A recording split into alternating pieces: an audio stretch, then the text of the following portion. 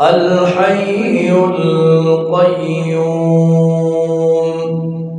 لا تأخذه سنة ولا نوم له ما في السماوات وما في الأرض من ذا الذي يشفع عنده إلا بإذنه يعلم ما بين أيديهم وما خلفهم ولا يحيطون بشيء من علمه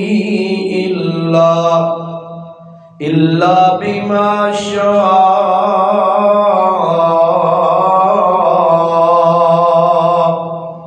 وسع كرسيه السماوات والأرض ولا يؤوده حفظهما وهو العلي العظيم صدق الله العظيم.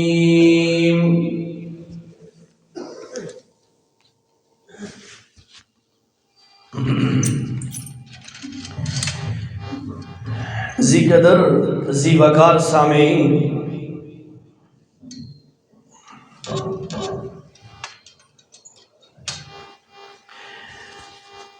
آیت الکرسی کی تلاوت آپ کے سامنے کی ہے۔ ہر مسلمان کو یہ آیت یاد ہوتی ہے۔ آیت الکرسی کے متعلق چند فضائل، چند احکامات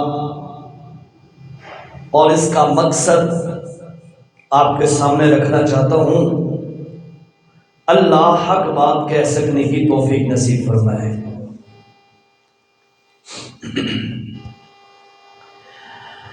حضرت ابی بن کعب رضی اللہ تعالی عنہ تمام صحابہ میں سے سب سے بڑے قاری صحابی یہی تھے۔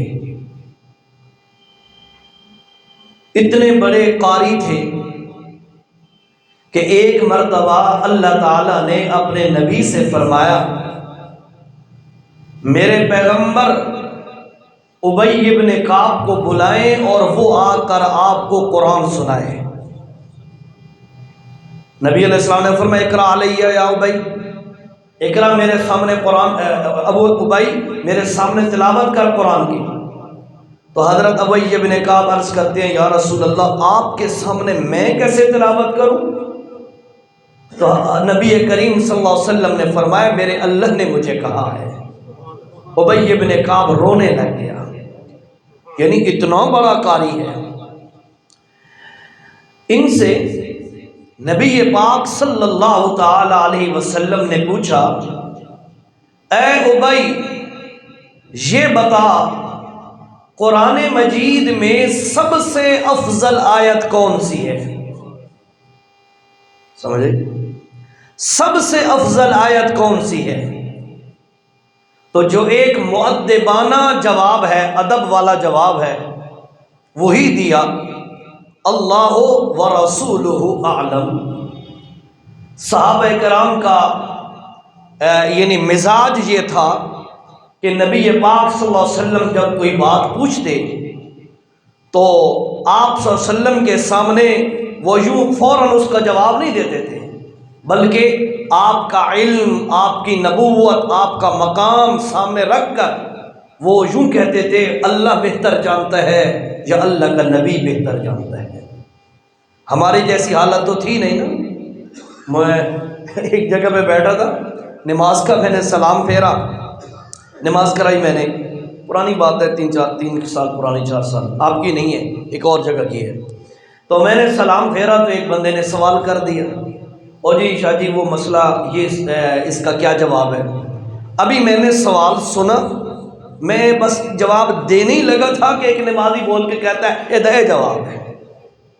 یعنی میں یہ نہیں کہتا کہ میری توہین ہو گئی، میری کوئی حیثیت نہیں ہے، لیکن ایک طریقہ ہماری پبلک کو یہ نہیں پتا کہ جو جس مسند پہ بیٹھا ہے اس کا حق ہے وہ خود بتائے. یہ ایک اخلاقی حق ہے نا. لیکن ہمارے ہاں کیا ہوتا ہے، ویسے بھی آپ کو یہ نہ آنکھیں پہ جمعے تو شروع جی شکوے شروع کر دیتے ہیں. ہمارے ہاں یہ ہوتا ہے بھائی دو چیزیں بڑی فری میں ملتی ہیں. کسی بندے کو کوئی تکلیف ہو، کوئی بیماری ہو، کوئی تکلیف ہو نا، تو ہر بندہ اپنا نسخہ بتائے گا. فلانی شے کھاتا ٹھیک تھی ویسی، فلانی گولی لے لے، فلانے ڈاکٹر کو چلا جا. یہ فری میں، یہ مشورہ میڈیسن یہ فری میں ملتی ہے، اور فتویٰ فری میں ملتا ہے. ہر بندہ مفتی ہے، ہر بندہ ڈاکٹر ہے. لیکن صحابہ کرام کا مزاج کیا ہے کہ صحابی رسول یہ کہا کرتے تھے پتہ ہونے کے باوجود کہ بھائی ہم تھوڑا جانتے ہیں، اللہ سب سے زیادہ جانتا ہے، اللہ کے بعد نبی زیادہ جانتا ہے. تو صحابی نے یہی کہا اللہ و رسولہ اعلم، اللہ بہتر جانتا ہے یا اللہ کا نبی. تو نبی کریم نے دوبارہ پوچھا، او بھائی بتا بھائی. اب سمجھ گئے کہ اب آپ مجھ سے لازمی ہی پوچھنا چاہتے ہیں. تو حضرت ابی ابن کعب نے عرض کی یا رسول اللہ، آپ جو پوچھ رہے ہیں کہ قرآن کی سب سے افضل آیت کون سی ہے، تو میری معلومات کے مطابق حدیث میں جو الفاظ آتے ہیں انہوں نے کہا اللہ لا الہ الا هو الحی القیوم، یہ جو آیت ہے یہ سب سے افضل ہے. حضرت ابی ابن کعب کی کنیت تھی ابو منذر. تو اللہ کے نبی نے حضرت ابی ابن کعب فرماتے ہیں میرے سینے پہ ہاتھ مارا محبت سے اور فرمایا ابو منذر یعنی ابی ابن کعب، ابی ابن کعب تیرا علم تمہیں مبارک ہو. شاباش ہے، بڑی پیٹ گل کی تھی، یہ بڑی پرفیکٹ بات تو نے کی ہے کہ قرآن میں سے سب سے افضل آیت وہ آیت الکرسی ہے، سب سے افضل آیت. اب یہاں پہ میں شروع میں ہی آپ کے ذہنوں میں ایک سوال ڈال دوں، پھر انشاءاللہ جواب بھی دوں گا. سورۃ الاخلاص وہ افضل سورت ہے، آیت الکرسی یہ افضل آیت ہے. ان دو کو اتنا بڑا مقام کیوں ملا؟ سوال ہے.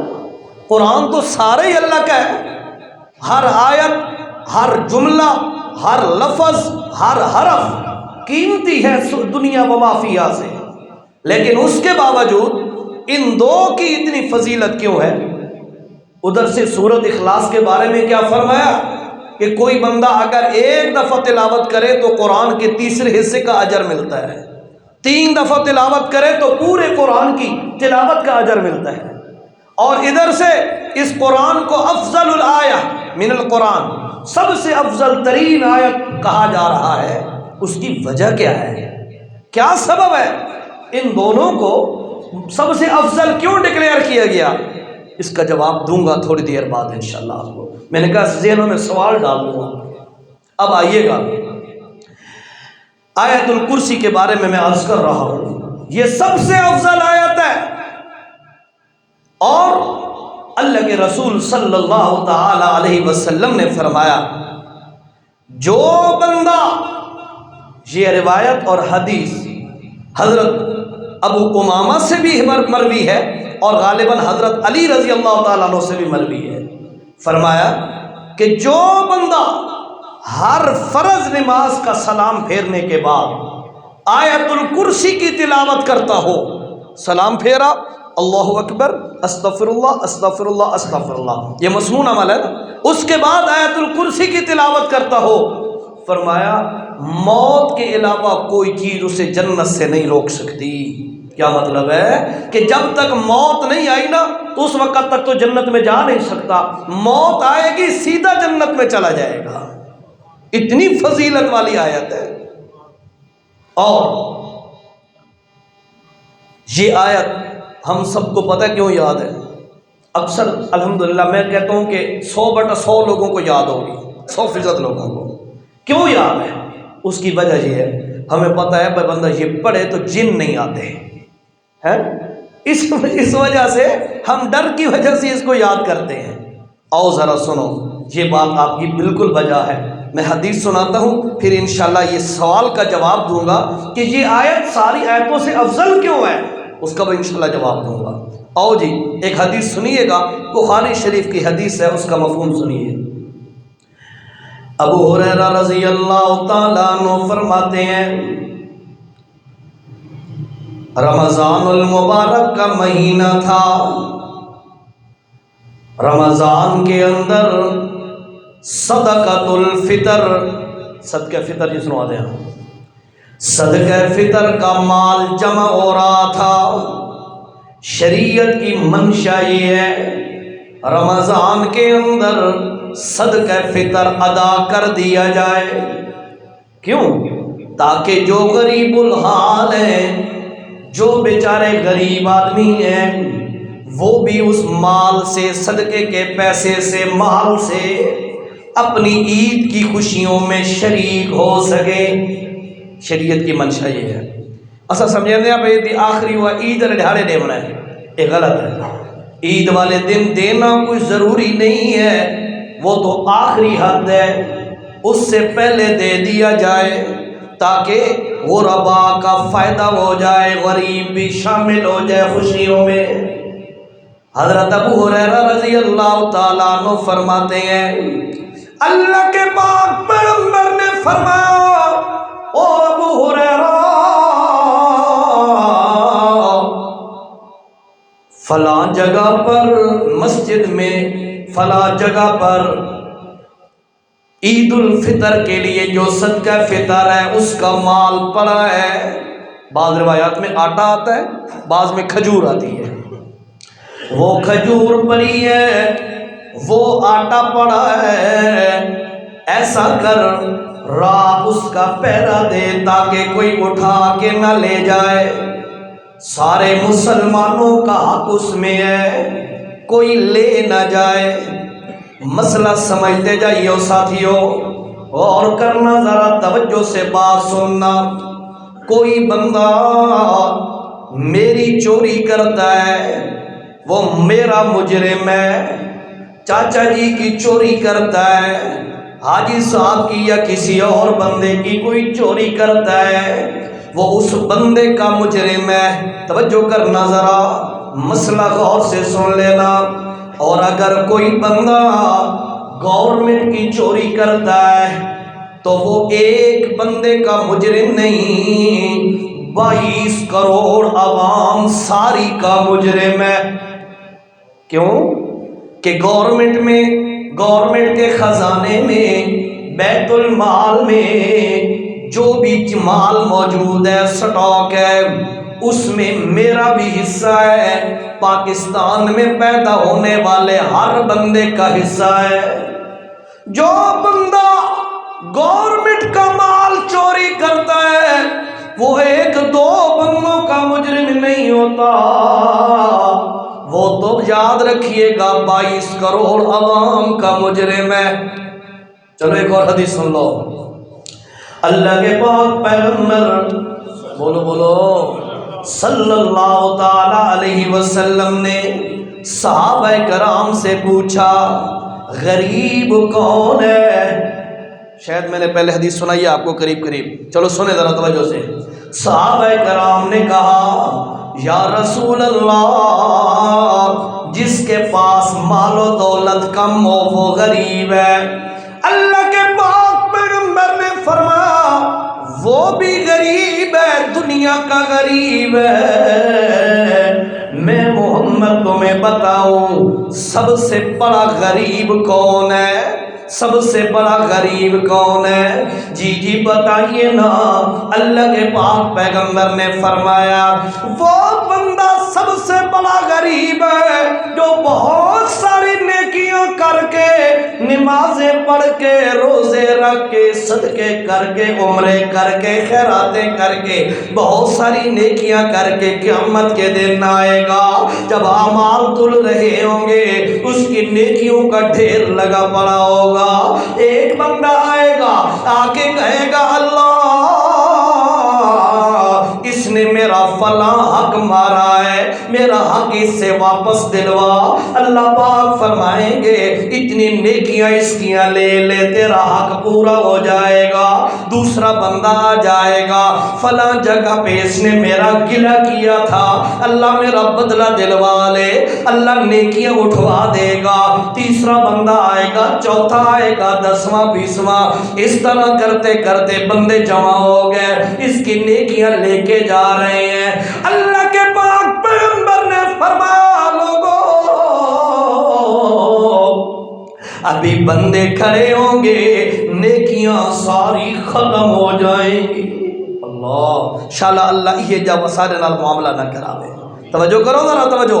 فرمایا کہ بندہ کھڑا ہوگا، نیکیاں ختم ہے، لینے والے بھی کھڑے ہیں۔ اللہ کے پاک پیغمبر نے فرمایا حق لینے والے مطالبہ کریں گے، اللہ ہمارا حق دلوا۔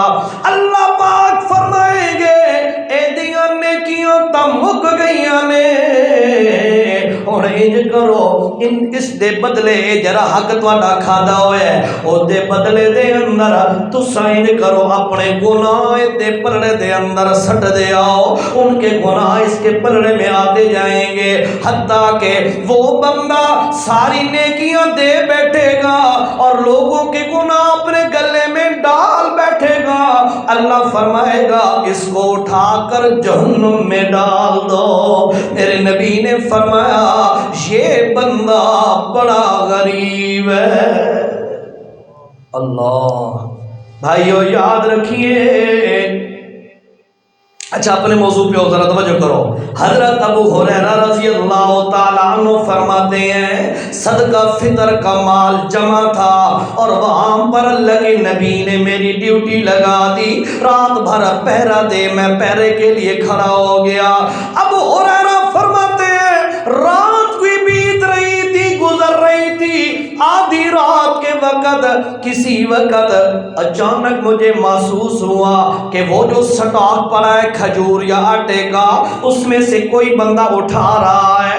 ابو ہریرہ فرماتے ہیں جب میں قریب گیا ایک بوڑھا سا بندہ ہے اس آٹے اور کھجور میں سے اٹھا کر اپنے کپڑے میں ڈال رہا ہے، بوڑھی پیا بنہند ہے، اپنے کپڑے میں ڈال رہا ہے۔ میں نے پوچھا من انتا، کون ہے تو بھائی، یہ کیا کر رہا ہے؟ حضرت ابو ہریرہ فرماتے ہیں میں نے اسے پکڑ لیا، وہ آگے سے منت کرنے لگ گیا، یار مہربانی کر، میں بڑا غریب ہوں، مہربانی کر مجھے معاف کر دے، میرے بچے بڑے بھوکے ہیں، مجھے چھوڑ دے، میں مجبوری کی وجہ سے آیا ہوں۔ اتنی منت سماجت کی۔ ابو ہریرہ فرماتے ہیں مجھے ترس آ گیا، میں نے اسے آزاد کر دیا، وہ چلا گیا۔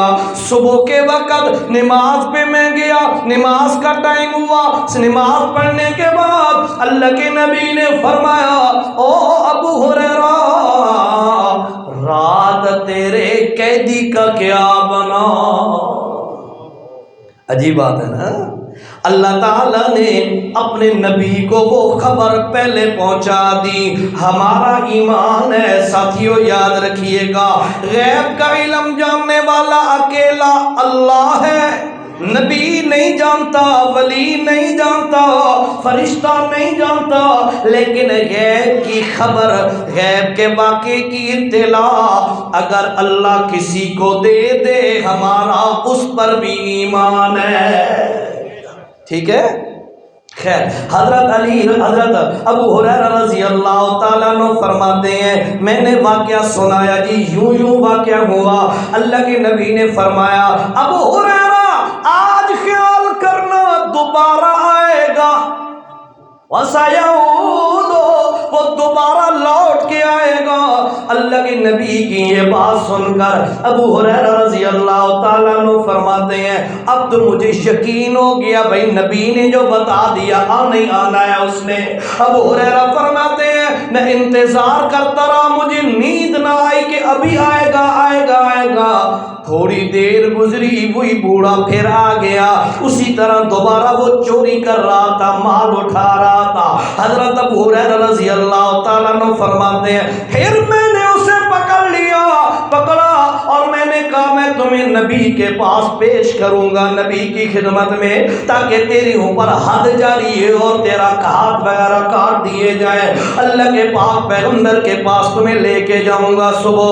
وہ پھر منت کرنے لگ گیا، آہذاری کی اس نے، یار مہربانی کر، میرے بچے بھوکے تڑپ رہے ہیں، میں مجبور ہوں، مہربانی کر۔ حضرت ابو ہریرہ فرماتے ہیں اس کی منت سماجت دیکھ کر مجھے پھر رحم آ گیا، ترس آ گیا، میں نے اسے پھر آزاد کر دیا، چلا گیا۔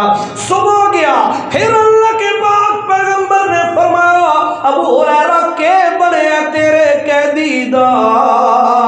ابو ہریرہ نے عرض کیا یا رسول اللہ، مجھے ترس آ گیا اس کی آہذاری پر، منت سماجت پر، اور میں نے اسے چھوڑ دیا۔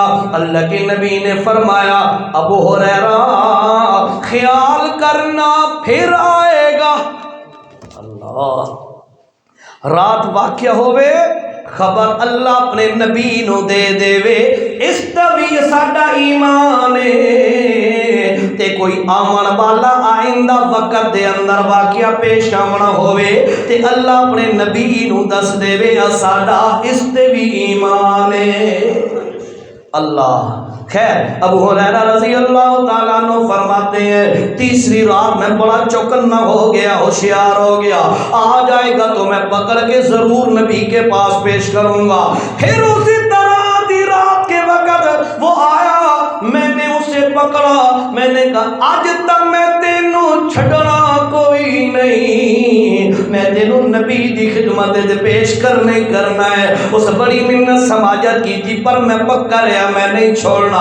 ابو ہریرہ کہتے ہیں جب میں نے اسے کہا نہیں چھوڑوں گا، وہ بھی سمجھ گیا کہ آج معافی نہیں ہے۔ اس نے کہا جناب ابو ہریرہ میں تمہیں بڑے کمال کی بات بتاتا ہوں، بڑی کمال کی کام آنے والی بات میں تمہیں بتاتا ہوں، وہ بات اگر اچھی ہو تو پھر مجھے چھوڑ دینا۔ ابو ہریرہ نے کہا ٹھیک ہو گیا۔ اس نے کہا جناب اگر آپ رات کے وقت آیت الکرسی پڑھ لیا کریں تو شیطان اور جنات نہیں آ سکیں گے۔ بعض حدیث میں غالباً یوں آتا ہے کہ اگر آپ آیت الکرسی پڑھ لیا کریں تو میں نہیں آ سکوں گا۔ یہ کہہ کر ابو ہریرہ نے اسے آزاد کر دیا۔ صبح کا وقت ہوا، اللہ کے نبی نے فرمایا او ابو ہریرہ کے بڑے تیرے قیدی دا؟ آکھن لگے یا رسول اللہ اس قیدی نے مینوں ایک گل دسی ہے۔ اللہ کے نبی نے پوچھا کیڑی گل؟ ابو ہریرہ کہتے ہیں اس نے کہا کہ اگر کوئی بندہ آیت الکرسی پڑھ لے تو ہم نہیں آ سکتے ہوتے۔ اللہ کے پاک پیغمبر علیہ السلام نے فرمایا او ابو ہریرہ سادہ کا کزوں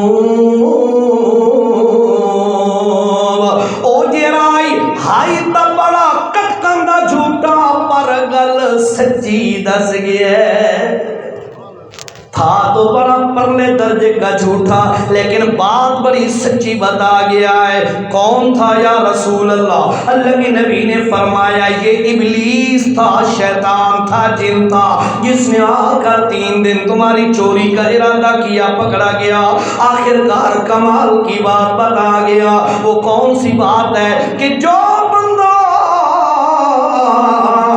آیت الکرسی کو سوتے وقت پڑھ لیا کرے شیطان اور جنات اس گھر میں داخل۔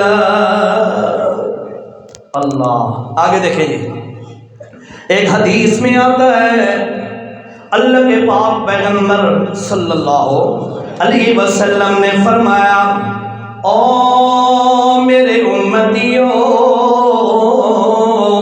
جو بندہ سوتے وقت آیت الکرسی کی تلاوت کر لے، فرمایا اس بندے کے گھر میں، اس کے پڑوس کے گھر میں شیطان داخل نہیں ہو سکتا۔ پر ہمارے نصیب، ہماری محرومی، موبائل سے ہماری جان چھوٹے تو ہم یہ پڑھیں۔ پہلے تو واتی کوئی نہ کوئی لوگ پڑھتے ہونا، ہوں تو اتھی موبائل ہاں تے ڈھا پوندا ہے ہے، پتہ نہیں کیا کچھ دیکھتے دیکھتے بندے کو نیند آ جاتی ہے، آنکھ لگ گئی، پتہ نہیں ہوتا، صبح کے وقت ہوش ہی نہیں ہوتا، اٹھتے ہی بندہ جس وقت آنکھ کھولتا ہے موبائل اٹھا کے دیکھتا ہے کوئی میسج تو نہیں آیا پیا۔ ہمارا یہی حال ہے نا، ہاں، اٹھتے ہی پہلے موبائل چیک کرتے ہیں۔ میرا نبی کہتا ہے اٹھتے ہی تمہیں کہنا چاہیے تھا الحمدللہ الذی احیانا بعدما اماتنا والیہ النشور۔ فرمایا کہ اگر تو یہ کہتا اللہ تعالیٰ تیرے اوپر راضی ہو جاتا، لیکن ہمارے نصیب نہ سوتے وقت اللہ یاد ہے نہ اٹھتے وقت اللہ یاد ہے۔ پتا دیا جن چمڑ گئے تو جادو ہو گیا جی، تے نظر لگ گئی تو یہ ہو گیا وہ ہو گیا، وظائف کا اہتمام کرو نا۔ اچھا یہاں پر ایک بات اور توجہ سے سنیے گا، غور کریں گے آپ میں جو بتانے لگا ہوں، پھر اس سوال کا جواب دوں گا۔ بھائی قرآن میں سے افضل آیت ایت الکرسی کیوں ہے؟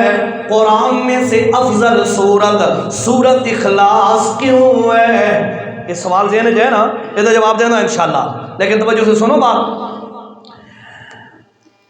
جب بندہ ایت الکرسی پڑھتا ہے دم کرتا ہے اس کا طریقہ کیا ہے، کیسے کرنا چاہیے؟ تو مسئلہ سمجھے ذرا، غور کریں انشاءاللہ، بات بڑی پائے کی ہے، توجہ سے سنیں۔ بعض بندے نا زبان نہیں ہلاتے، اس طرح پڑھ رہے ہوتے ہیں، اب میں وہ پڑھ رہا ہوں، ٹھیک ہے، یہ پڑھنا شریعت میں اس کی کوئی اہمیت نہیں ہے، اس کی کوئی قیمت نہیں ہے۔ اور ایک اور مسئلہ بھی ساتھ سن لیں، جو بندہ نماز کے اندر زبان بھی نہ ہلائے ہونٹ بھی نہ ہلائے، صرف دل پڑھے، دل میں پڑھنا اور ہوتا ہے، زبان سے پڑھنا اور ہوتا ہے، بلند آواز سے پڑھنا اور ہوتا ہے، یہ تین کیٹیگری ہیں، یاد رکھیں۔ یہ بندہ کہ میں دل ہی پڑھتا پیا جی، منہ ہی بند، زبان ہی حرکت نہیں لے رہی، اس بندے کی نماز نہیں ہوتی۔ پڑھنا ہے، سوچنا نہیں ہے، دل سے انسان پڑھتا نہیں ہوتا، دل سے بندہ سوچتا ہوتا ہے، سوچن دا حکم نہیں، پڑھن دا حکم ہے۔ کل سمجھ آئی مسئلے دی ہے؟ اور پھر اس کے بعد مختلف درجات ہیں نمازوں کے بارے میں، چلو بات سمجھا دوں، پھر یہ بھی بتا دیتا ہوں۔ جو نمازیں سری ہیں، آہستہ پڑھنے والی ہیں، یا وہ مقام نماز کے اندر جہاں آہستہ پڑھنا ہے، اس کی حد کیا ہے، کتنا آہستہ پڑھا جائے، کتنا بلند پڑھا جائے۔ بعض بندے ایسے ہوتے ہیں، میں نے پہلے بتایا، آپ منہ بند ہے اور وہ آہستہ بھائی زبان سے نہیں، دل و دماغ میں پڑھ رہے ہیں، اس نال تو نماز نہیں ہوتی۔ تو میکسیمم حد کیا ہے، کتنی آواز سے بندہ پڑھے، اس کے لیول 2 بتائے گئے ہیں۔ دیکھیں فقہا کی بات ہے، میں آپ کے سامنے رکھ رہا ہوں، سمجھیے گا۔ اس کے 2 درجے بتائے گئے ہیں۔ ایک تو یہ ہے کہ جو نمازیں آہستہ پڑھی جانے والی ہیں ان کے اندر کم از کم اتنی آواز سے پڑھے کہ اپنی آواز اپنے کانوں تک آہستہ آہستہ پہنچ جائے، یہ اوپر والا درجہ ہے۔ اور کم درجہ اس کا یہ ہے آہستہ کا کہ آواز نہ نکلے لیکن زبان پورا لفظ مخارج کے ساتھ ادا کرے، مثلا الحمدللہ رب العالمین، یہ لفظ پورا نکلا ہے نا، آپ اس کو بندہ آواز نہ نکالے اور بندہ پڑھے، اب آواز نہیں آئی لیکن لفظ پورا ادا ہوا ہے، یہ کم سے کم لیول ہے، ٹھیک ہے۔ یہ نماز کے اندر بلند آہستہ نماز کے اندر یعنی میکسیمم حد کیا ہے کہ بندے کے اپنے کانوں تک آواز آئے، اور منیمم حد کیا ہے کہ بندے کی زبان سے الفاظ مخارج کے ساتھ پورے ادا ہوں، یہ حد ہے۔ اچھا اگلی بات سنیں، جو نمازیں بلند آواز سے پڑھی جاتی ہیں ان کی حد کیا ہے؟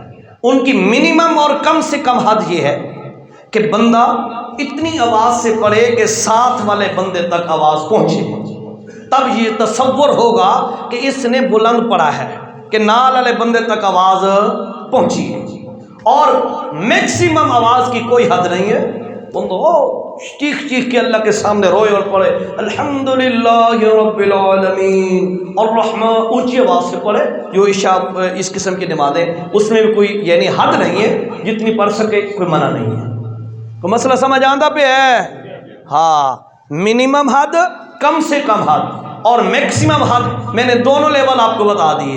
اور تیسری بات میں نے آپ کو بتا دی کہ جو سوچ کر بندہ کہتا ہے کہ میں پڑھ رہا ہوں، وہ تو صرف سوچ رہا ہے، پڑھ نہیں رہا، اس سے نماز نہیں ہوتی۔ گل سمجھ آ گئی؟ ہاں، میں اس دن ایک جگہ پہ نماز پڑھ رہا تھا، بلکہ اپنی مسجد میں پڑھ رہا تھا، میاں والے میں۔ تو یہاں کنیا کا ایک بندہ تھا، وہ فوتگی پہ آئے ہوئے تھے، تو وہ بزرگ آدمی تھے، تو وہ نماز جماعت کے اندر جو تحیات اور یہ چیزیں تھیں نا، اتنی آواز سے پڑھ رہا تھا بھی ہماری نماز بڑی ڈسٹرب ہوئی۔ پھر نماز کے بعد انہوں نے سنن وغیرہ پڑھی، وہ بھی اسی طرح۔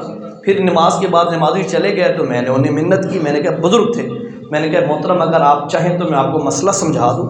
میں نے کہا بتاؤ۔ پھر میں نے ان کو بتایا، الحمدللہ ان کو پھر سمجھ آ گیا، اللہ ان کو جزائے خیر دے، انہوں نے مان لیا۔ اس کے بعد جو انہوں نے 2 نفل پڑھے، بڑے آرام سے پڑھے۔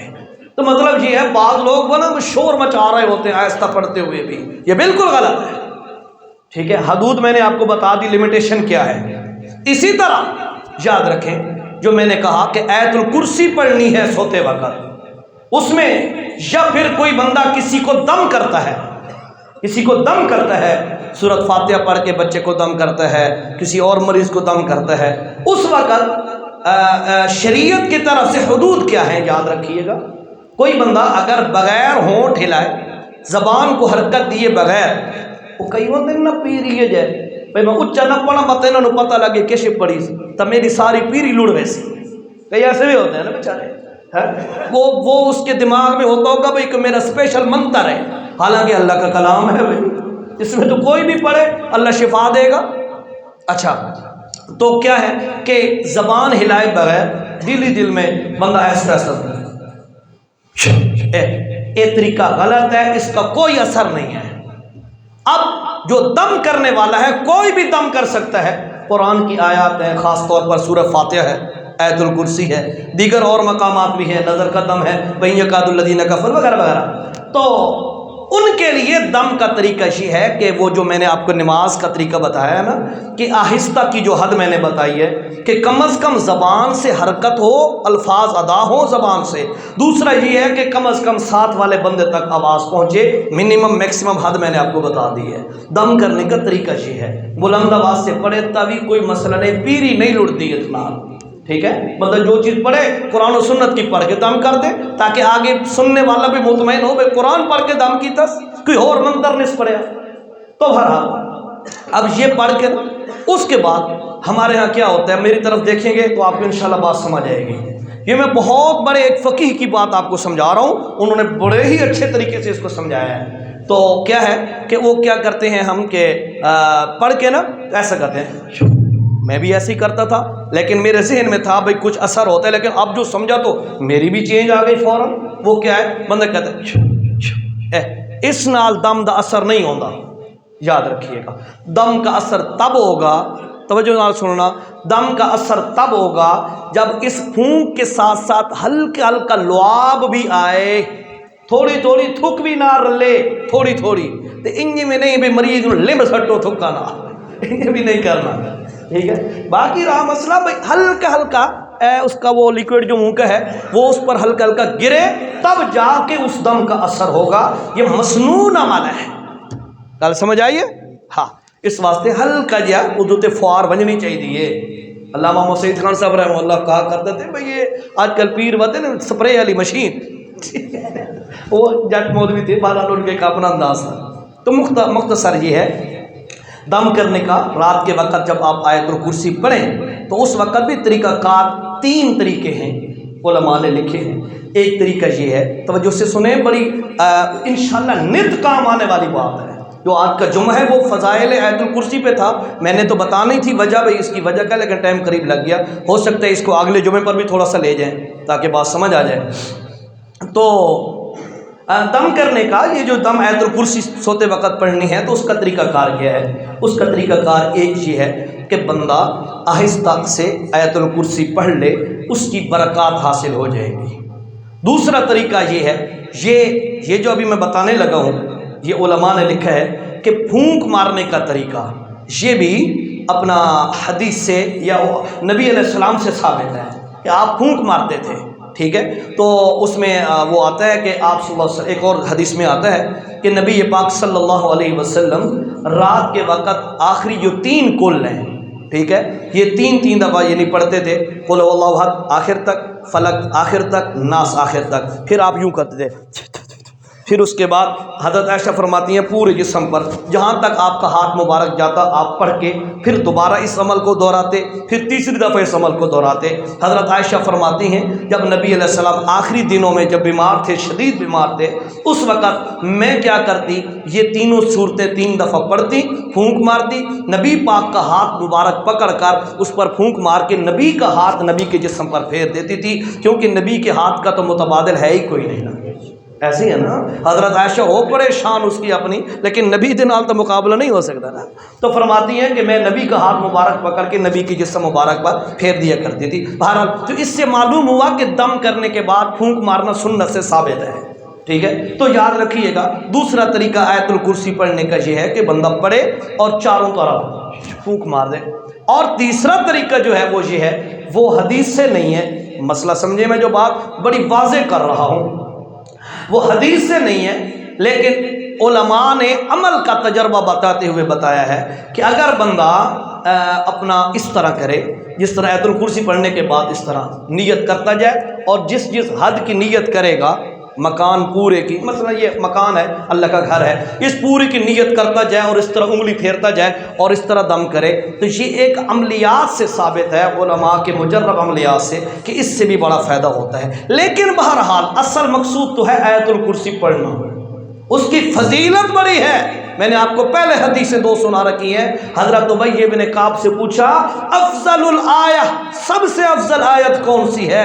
تو حضرت ابی بن کعب نے دوسری دفعہ پوچھنے پر جواب دیا کہ اللہ لا الہ الا هو الحی القیوم۔ اللہ کے نبی نے کیا فرمایا کہ ابو منذر، اللہ کی قسم تمہیں علم تمہیں مبارک ہو، یہ آپ نے اس کی تصدیق کر دی اور بتا دیا کہ آیت الکرسی بڑی اونچی شان والی ہے۔ اب دیکھیں اس کی فضیلت کے بارے میں نے آپ کو چند حدیثیں سنائی ہیں، اب اس سوال کا میں جواب دیتا ہوں، باقی تفصیل اس کی اگلے جمعے پہ کریں گے، لیکن صرف میں یہ بتانا چاہتا ہوں، ذرا دیکھیں کہ اس کا اتنا مقام کیوں ہے، آیت الکرسی کا اتنا مقام کیوں ہے، باقی بھی تو اللہ کا قرآن ہے۔ سورۃ اخلاص کا اتنا مقام کیوں ہے کہ 1 دفعہ پڑھو تو قرآن کے تیسرے حصے کا ثواب، 2 دفعہ پڑھو تو 2/3 کا، اور 3 دفعہ پڑھو تو پورے قرآن کا ثواب ملتا ہے۔ ان دونوں مقاموں کا، سورت کا اور آیت کا، اتنا بڑا شان کیوں ہے، اس کے بارے میں توجہ سے سنیں۔ آیت الکرسی ہو یا سورۃ اخلاص ہو، اس کی عظمت اس وجہ سے زیادہ ہے کہ ان دونوں صورتوں کے اندر، دونوں مقامات پر اللہ کی توحید کے علاوہ اور کسی بات کا تذکرہ نہیں ہے۔ ایک کمال ہے، جس توحید کی خاطر اللہ نے کائنات کو بنایا ہے، اسی توحید کا تذکرہ اس میں موجود ہے۔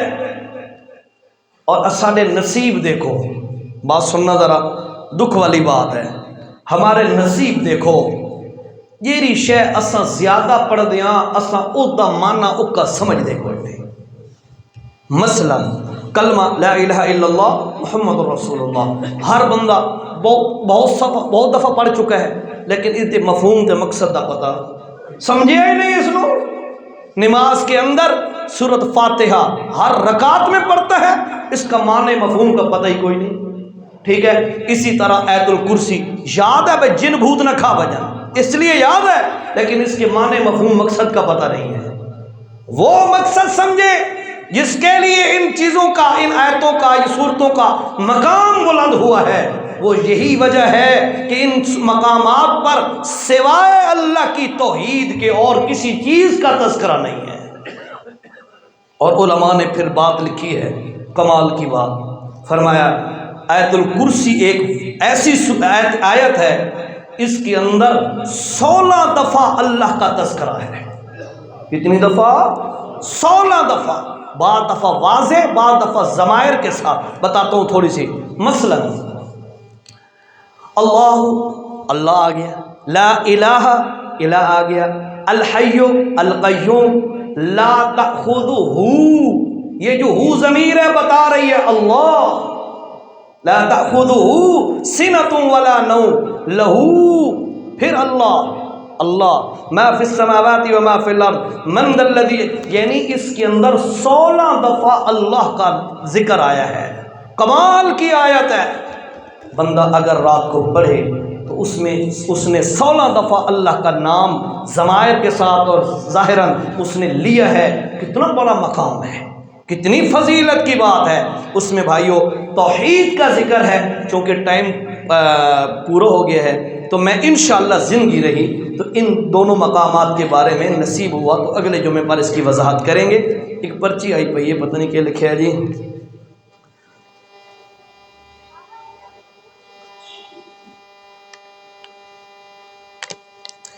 سوال ہے جی کہ ہمارے ہاں رواج ہے کہ شادی پر دولہا بوسکی کا سوٹ پہنتا ہے اور ریشمی کپڑا مرد پر حرام ہے.